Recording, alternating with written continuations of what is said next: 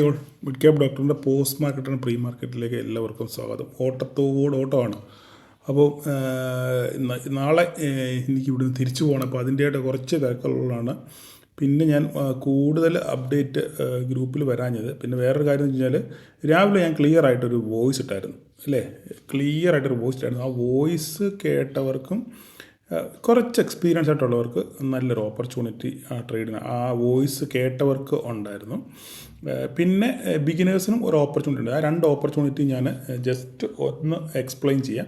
നമ്മൾ ഇന്നലെ എന്താ പറഞ്ഞത്? നമ്മൾ ഇന്നലെ പറഞ്ഞ കാര്യം, ഈ ട്രെൻഡ് ലൈൻ ബ്രേക്ക് ചെയ്യണം അല്ലേ. ഈ ട്രെൻഡ് ലൈൻ ബ്രേക്ക് ചെയ്ത് മോളിൽ സസ്റ്റെയിൻ ചെയ്തെങ്കിൽ മാത്രം ഒരു അപ്സൈഡ് നമുക്ക് പ്രതീക്ഷിക്കാം. അല്ല, ഈ 24,500 താഴെ പോകുകയാണെന്നുണ്ടെങ്കിൽ താഴോട്ട്. ഈ രണ്ട് കാര്യമാണ് നമ്മൾ വെരി സിമ്പിളായിട്ട് നമ്മൾ ഇന്നലെ സംസാരിച്ചത് അല്ലേ. അപ്പോൾ ഇവിടെ എന്താ സംഭവിച്ചത്? 100 പോയിൻ്റ് ഗ്യാപ്പ് അപ്പിൽ മാർക്കറ്റ് ഓപ്പൺ ചെയ്തു. അപ്പോൾ ഈ ഓപ്പൺ ചെയ്തപ്പോൾ തന്നെ ഞാൻ വോയിസ് നോട്ട് ഇട്ടു, ഇത് ഓപ്പൺ ചെയ്താലും താഴോട്ട് വരാനുള്ള സാധ്യത ഉണ്ട്. അത് പറയാനുള്ള കാര്യം എന്ന് പറഞ്ഞു കഴിഞ്ഞാൽ, നിങ്ങൾ കൃത്യമായിട്ട് മാർക്കറ്റിനെ വാച്ച് ചെയ്യുകയും ചാർട്ടിനെ നിങ്ങൾ വാച്ച് ചെയ്യുകയും ചെയ്യുകയാണെങ്കിൽ ഇങ്ങനെയുള്ള സിനാരികളൊക്കെ നിങ്ങൾക്ക് പെട്ടെന്ന് മനസ്സിലാകും. ഇത് ഒരു ദിവസം കൊണ്ട് 2 ദിവസം കൊണ്ട് മനസ്സിലാകുന്ന കാര്യമല്ല. നിരന്തരമായി നമ്മൾ ചാർട്ടിനെ ലൈവ് ചാർട്ട് വാച്ച് ചെയ്യുമ്പോൾ നമുക്ക് കിട്ടുന്ന ഓരോരോ ക്ലൂ ആണ്. മനസ്സിലായില്ലേ? ഈ ക്ലൂ പല പ്രാവശ്യം നമ്മൾ എക്സ്പീരിയൻസ് ചെയ്തതിന് ശേഷമാണ് നമ്മളിങ്ങനെ പബ്ലിക്കായിട്ട് പറയുന്നത്. മനസ്സിലായി? അപ്പോൾ ഇന്ന് രാവിലെ ഞാൻ വോയിസ് ഇടാനുള്ള പ്രധാനപ്പെട്ട കാര്യം എന്ന് പറഞ്ഞു കഴിഞ്ഞാൽ, പ്രീ മാർക്കറ്റ് ഓപ്പൺ ആയതിനു ശേഷം 9 മണിക്കാണല്ലോ പ്രീ മാർക്കറ്റ് ഓപ്പൺ ആയതിനു ശേഷം പ്രീ മാർക്കറ്റ് എന്ന് പറയുന്നത് എത്ര മണിക്കാണ്? 9:07 ആകുമ്പോഴത്തേക്കും 9:30 സെക്കൻഡ് ആകുമ്പോൾ നമുക്ക് പ്രീ മാർക്കറ്റ് ക്ലോസ് ചെയ്ത് അവിടുന്ന് പിന്നെ മാർക്കറ്റ് ഓർഡർ എക്സിക്യൂഷനുള്ള സമയമാണ്. ബാക്കി 7.5 മിനിറ്റ് ഇല്ലേ. നിങ്ങളിടുന്ന AM ഓർഡറുകളും പെൻഡിങ് ഓർഡറും എല്ലാം മാച്ച് ചെയ്ത് എക്സിക്യൂഷനുള്ള സമയമാണ് ബാക്കി 7.5 മിനിറ്റ്. ആ 9 മണിക്കൂർ 7 മിനിറ്റ് 30 സെക്കൻഡ്. അത് കഴിയുമ്പം ഓർഡർ എക്സിക്യൂഷനും മാച്ചിങ്ങിനുള്ള സമയമാണ്. അപ്പോൾ ഈ 9:30 ആയപ്പം ഈ ആക്ച്വലി മാർക്കറ്റ് ആ സമയത്ത് ഒരു 65-70 പോയിൻ്റാണ് ഗ്യാപ്പ് അപ്പ് കാണിച്ചത്. പക്ഷേങ്കിൽ ആ 9 മണി 7 മിനിറ്റ് 30 സെക്കൻഡ് ആയപ്പം ഈ 65 എന്നുള്ളത് ഒരൊറ്റ ജമ്പായിരുന്നു. 90-95 ഒരൊറ്റ ജമ്പായിരുന്നു. ഭയങ്കര ഒരു ജമ്പായിരുന്നു. ആ ജമ്പ് ഞാൻ പെട്ടെന്ന് നോട്ടീസ് ചെയ്തായിരുന്നു. അപ്പോൾ ആ ജമ്പ് കണ്ടുകൊണ്ടാണ് ഞാൻ പറഞ്ഞത് മാർക്കറ്റ് ഒരു പക്ഷെങ്കിൽ താഴോട്ട് ഇറങ്ങി വരാനുള്ള സാധ്യത. കാരണം ആ ജമ്പ് അത്ര സുഖമായിട്ടുള്ളൊരു ജമ്പല്ലായിരുന്നു. അതിനുശേഷം എന്താ സംഭവിച്ചത്? കറക്റ്റ് ഞാൻ പറഞ്ഞ പോലെ തന്നെ മാർക്കറ്റ് ഓപ്പൺ ചെയ്തതിന് ശേഷം 600 റേഞ്ച് പോയിട്ട് ശേഷം നേരെ തിരിച്ച് താഴോട്ട് വന്നു. 600-ൽ നിന്ന് 533, ഏകദേശം 70 പോയിൻറ്റിൻ്റെ ഒരു ഫോള്. ഇങ്ങനെ നോക്കുമ്പോഴാണ് ചെറുതായിട്ട് തോന്നുന്നത്. ഒരു 70 പോയിൻറ്റിൻ്റെ ഫോള് നമുക്ക് ഇവിടുന്ന് കിട്ടി. കറക്റ്റായിട്ട് നമ്മുടെ പോയിൻറ്റ് 593 പോയി ടച്ച് ചെയ്ത് മാർക്കറ്റ് തിരിച്ച് 70 പോയിൻറ്റിൻ്റെ ഫോള് കിട്ടി. ഈ ഫോള് ക്യാപ്ചർ ചെയ്ത് എത്ര പേരാണെന്ന് ജസ്റ്റ് നിങ്ങളൊന്ന് കമൻറ്റ് ചെയ്യുക. ഓക്കെ, ചിലർ AM വോട്ട് പിടിച്ച് കാണും, അല്ലാത്തവർ മാർക്കറ്റ് ഓർഡർ ഇട്ട് കാണും. പല രീതിയിൽ ക്യാപ്ചർ. അത് ബിഗിനേഴ്സിനുള്ള ട്രേഡ് അല്ല, അത് ഒരു എക്സ്പീരിയൻസ്ഡ് ട്രേഡർക്കുള്ള ഒരു ഓപ്പർച്യൂണിറ്റി ആയിരുന്നു. അത് നിങ്ങൾ എത്ര പേര് ആ ഓപ്പർച്യൂണിറ്റി ഉപയോഗിച്ചു എന്ന് ജസ്റ്റ് എനിക്കൊന്ന് കമൻറ്റ് ചെയ്യുക. ഓക്കെ, അതിനുശേഷം മാർക്കറ്റ് ഇവിടുന്ന് തിരിച്ച് പോയി. ഇവിടെ എങ്ങും ബിഗിനറിന് ഒരു ട്രേഡ് ഇല്ല, ഷുവർ. അപ്പോൾ ഞാൻ എന്താ പറഞ്ഞത്, ഈ ട്രെൻഡ് ലൈൻ ബ്രേക്ക് ചെയ്ത് സസ്റ്റെയിൻ ചെയ്യുകയാണെന്നുണ്ടെങ്കിൽ നമുക്കൊരു ട്രേഡ് ഓപ്പർച്യൂണിറ്റി ഉണ്ട്. പക്ഷേ ഇത് ട്രെൻഡ് ലൈൻ ബ്രേക്ക് ചെയ്ത് റിജക്ഷൻ വന്നു, പിന്നെ ഒരു ബുള്ളിഷ് ക്യാൻഡിൽ വന്നു. നമുക്കിവിടെ ഒരു കൺഫ്യൂസ്ഡ് ഏരിയ ആയിരുന്നു. ഇവിടെ എങ്ങും ട്രേഡ് എടുക്കാനുള്ള സെറ്റപ്പ് നമുക്കില്ലായിരുന്നു. ഇവിടെ ഒരു സെറ്റപ്പ് ഉണ്ടായിരുന്നു. ഇവിടെ ഒരു സെറ്റപ്പ് ഉണ്ടായിരുന്നു. പക്ഷേ എത്ര പേര് അത് കൺഫ്യൂസ്ഡ് ആണ്. പക്ഷേ ഈ 5 മിനിറ്റിൻ്റെ ക്യാൻഡിൽ ക്രൈറ്റീരിയ നോക്കി ട്രേഡ് എടുക്കുന്നവർക്ക് ഒരു ഓപ്പർച്യൂണിറ്റി ഇവിടെ ഉണ്ടായിരുന്നു ഈ 5 മിനിറ്റിൻ്റെ. ഓക്കെ, ഇവിടുന്ന് ഒരു റിജക്ഷൻ പ്ലസ് ഈ റിജക്ഷൻ, പക്ഷേ വലിയ റിജക്ഷൻ ഒന്നും അല്ല, റിജക്ഷൻ പ്ലസ് ഈ ഒരു ക്യാൻഡലിനെ കൺഫേം ചെയ്യുമ്പം നമുക്ക് വേണമെങ്കിൽ ഒരു ട്രേഡ് എടുക്കാമായിരുന്നു. എടുത്തവർക്ക് ഒരു മാന്യമായ പ്രോഫിറ്റ് ഇവിടെ കിട്ടി കാണും. പക്ഷേ ഞാൻ കൺസിഡർ ചെയ്തെടുത്തവർക്ക് ഓക്കെ, അല്ലാത്തവരുടെ കാര്യം വിട്ടേരെ. അതിനുശേഷം വീണ്ടും മാർക്കറ്റ് കൺസോളിഡേറ്റ് ചെയ്തു. പക്ഷേ ഇവിടെ ഒരു ഓപ്പർച്യൂണിറ്റി ഉണ്ടായിരുന്നു. ഇവിടെ ഒരു ഡബിൾ കൺഫർമേഷൻ ആയിരുന്നു അല്ലേ. മാർക്കറ്റ് നമ്മൾ കൃത്യമായിട്ട് നമ്മുടെ കറക്റ്റ് 24,539-49 വന്ന് റീടെസ്റ്റ് ചെയ്ത് മാർക്കറ്റ് ഇവിടുന്നാണോ മാർക്കറ്റ് റിവേഴ്സ് ചെയ്തത് ആ പോയിന്റിൽ തന്നെ വന്നു. സെയിം സിനാരിയോ ഇതാ നോക്കിക്കുക. ഇവിടുത്തെ റിജക്ഷൻ, അതുപോലെ തന്നെ ഇവിടെ റിജക്ഷൻ ഉണ്ടായി. പക്ഷേ ഇവിടുത്തെ റിജക്ഷനേക്കാൾ സ്ട്രോങ് റിജക്ഷൻ ആയിരുന്നു ഇവിടെ, കണ്ടോ. അപ്പോൾ ഇങ്ങനെയുള്ളൊക്കെയുള്ള മാച്ചിങ് സിനാരിയോ നിങ്ങൾ നോട്ട് ചെയ്ത് വെക്കുക പഠിക്കുന്നവർ. ഓക്കെ, ഇങ്ങനെയുള്ള കാര്യങ്ങളൊക്കെ നിങ്ങൾ നോട്ട് ചെയ്ത് പഠിച്ച് വെക്കുകയാണെന്നുണ്ടെങ്കിൽ നിങ്ങൾക്ക് ഭാവിയിൽ നിങ്ങളുടെ ട്രേഡിങ്ങിൽ നിങ്ങൾക്കത് വളരെയധികം പ്രയോജനം ചെയ്യും. ഓക്കെ, അപ്പോൾ ഇതേ സെയിം സിനാരിയോ വീണ്ടും ഇവിടെ റിപ്പീറ്റ് ചെയ്തു.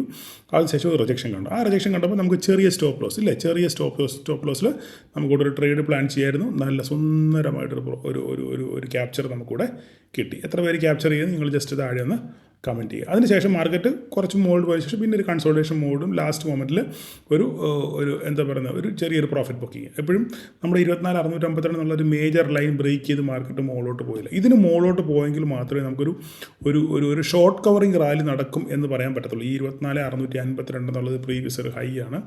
അത് മുകളിലോട്ട് പോയി ഇവിടുന്ന് പോയി നല്ലൊരു 15 മിനിറ്റ് നേരം മാർക്കറ്റ് സസ്റ്റെയിൻ ചെയ്ത് നല്ല ബുള്ളിഷ് രീതിയിൽ മാർക്കറ്റ് മുകളിലോട്ട് പോകുകയാണെങ്കിൽ മാത്രമേ നമുക്ക് ഇവിടുന്ന് ഒരു ബുള്ളിഷ് സെറ്റപ്പ് അല്ലെങ്കിൽ ഷോർട്ട് കവറിങ് റാലി നടക്കാനുള്ളൊരു സാധ്യത ഉള്ളൂ. ഇന്നലെയും 92% ഇൻഡെക്സ് ഫ്യൂച്ചർ ലെവൽ ഷോർട്ടായിരുന്നു, അത് മാറ്റിയിട്ടില്ല. അപ്പോൾ ഇന്നേയും എന്താണെന്ന് നമുക്ക് ഡേറ്റ വന്നെങ്കിൽ മാത്രമേ അറിയാൻ പറ്റത്തുള്ളൂ. അതിനുശേഷം അപ്പം ഇപ്പം മാർക്കറ്റ് ഇവിടെ ക്ലോസിങ് നിങ്ങളുടെ 630 ആണെങ്കിൽ മാർക്കറ്റ് ക്ലോസ് ചെയ്തിരിക്കുന്നത് 619 താഴെ ഇവിടെ ഈ അറൗണ്ട് ഈ റേഞ്ചിലാണ് മാർക്കറ്റ് ക്ലോസ് ചെയ്തേക്കുന്നത്. അപ്പം നാളെ ഇനി എന്താ സംഭവിക്കുന്നത്? നാളെ എക്സ്പയറി ഡേ ആണ്. DK ഉണ്ടാകാനുള്ള സാധ്യതയൊക്കെ വളരെ കൂടുതലാണ്. നിലവിൽ US മാർക്കറ്റ് പോസിറ്റീവിലാണ് ഫ്യൂച്ചർ ഓടിക്കൊണ്ടിരിക്കുന്നത്. അപ്പോൾ ഇനിയിപ്പോൾ നാളെ മാർക്കറ്റ് ഈ ഫ്ലാറ്റ് ഓപ്പണിംഗ് ആണെന്നുണ്ടെന്നുണ്ടെങ്കിൽ എങ്ങോട്ട് ബ്രേക്ക് ചെയ്ത് നോക്കുക. നമുക്ക് ഇനിയിപ്പം ഇവിടുന്ന് ഒരു ബുള്ളിഷ് സെറ്റപ്പ് മുകളിലോട്ട് പറയണമെന്നുണ്ടെന്നുണ്ടെങ്കിൽ ഈ ഹൈ ബ്രേക്ക് ചെയ്യണം.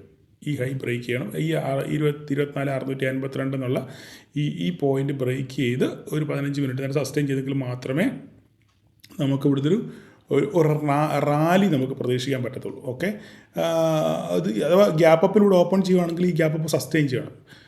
ഇവിടെ ഇപ്പോൾ നാളെ മേ ബി ഗ്യാപ്പ് അപ്പ് 24,652 മേളിൽ ഗ്യാപ്പ് അപ്പ് ഓപ്പൺ ചെയ്യുകയാണെങ്കിലും ഇവിടെ ഗ്യാപ്പ് അപ്പ് ഓപ്പൺ ചെയ്ത് ഇവിടെ സസ്റ്റെയിൻ ചെയ്ത് റിവേഴ്സ് ചെയ്യുകയാണെന്നുണ്ടെങ്കിൽ ഇത് നല്ലൊരു ഓപ്പർച്യൂണിറ്റി ആയിരിക്കും. ഇവിടെ വന്ന് ടച്ച് ചെയ്ത് റീടെസ്റ്റ് ചെയ്ത് മേലോട്ട് പോകുകയാണെന്നുണ്ടെങ്കിൽ നല്ലൊരു ഓപ്പർച്യൂണിറ്റി ആയിരിക്കും. ഇവിടെ നമുക്ക് മുകളിലോട്ട് നോക്കാനൊരു അവസരമായിരിക്കും. അല്ല ഗ്യാപ്പ് ഡൗൺ ആണെന്നുണ്ടെങ്കിൽ ഇത് 24,593 താഴെ സസ്റ്റെയിൻ ചെയ്യുകയാണെന്നുണ്ടെങ്കിൽ നമുക്ക് 24,500 വരെ കിട്ടും. 24,500 താഴോട്ടാണെന്നുണ്ടെങ്കിൽ നമുക്കൊരു ബെയറിഷ് സെറ്റപ്പിലോട്ട് മാർക്കറ്റ് പോകത്തുള്ളൂ. അപ്പോൾ നിങ്ങൾ വാച്ച് ചെയ്യേണ്ടത് 24,652 24,500 ഈ രണ്ട് കാര്യങ്ങളാണ് വാച്ച് ചെയ്യേണ്ടത്. എവിടെയാണോ ഓപ്പൺ ചെയ്തത് അവിടുത്തെ സിനാരിയോ നോക്കുക, മാർക്കറ്റിൻ്റെ സെൻറ്റിമെൻറ്റ്സ് നോക്കുക, അതിനുശേഷം എങ്ങോട്ട് മാർക്കറ്റ് തിരിയുന്നു സസ്റ്റെയിൻ ചെയ്യുന്നു നോക്കിയിട്ട് മാത്രം ട്രേഡിനെ പറ്റി. ഇതൊക്കെ എപ്പോഴും ഞാൻ പറയുന്ന കാര്യമാണ്. നിങ്ങൾക്കിപ്പോൾ സ്ഥിരമായിട്ട് വാച്ച് ചെയ്യുന്നവർക്ക് പെട്ടെന്ന് തന്നെ കാര്യങ്ങൾ മനസ്സിലാകും. അപ്പോൾ ഇത്രയാണ് നമ്മുടെ വരകളൊക്കെ ഏകദേശം 2 മാസം കൊണ്ട് നമ്മൾ ഈ വരകളൊക്കെ തന്നെയാണ് ഉപയോഗിക്കുന്നത്.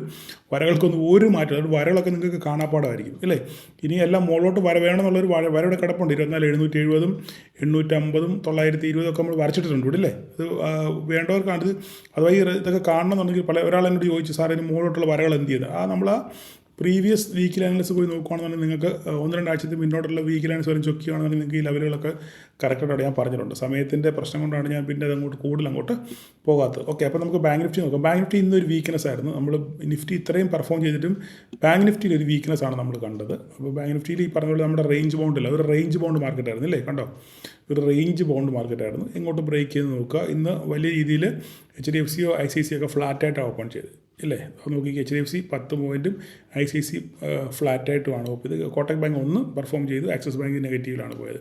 അപ്പോൾ ഒരു മിക്സഡ് ട്രെൻഡായിരുന്നു അവിടെ. അപ്പോൾ ഒരു രീതിയിലും ഒരു പെർഫോം മാർക്കറ്റ് ചെയ്യുന്നില്ല. അപ്പം ഒരാൾ തെക്കോട്ടാണെങ്കിൽ ഒരാൾ വടക്കോട്ട്. അപ്പോൾ അതാകുമ്പം ആ മൂവ്മെൻ്റ് അങ്ങ് എന്താ പറയുന്നത് പിന്നെ ന്യൂട്രലായി പോകും, സീറോ ആയി പോകുന്നു. അപ്പോൾ അതാണ് ഇവിടെയുള്ള കാര്യങ്ങൾ. അപ്പോൾ നിങ്ങൾ ബാങ്ക് നിഫ്റ്റിയിൽ നോക്കി വേറെ ഒന്നും പറയാനില്ല. ഇന്നലെ പറഞ്ഞ ഇതേ അവസ്ഥയാണ്, ആ അവസ്ഥ തന്നെയാണ് മാർക്കറ്റ് ഇപ്പോഴും നിൽക്കുന്നത്.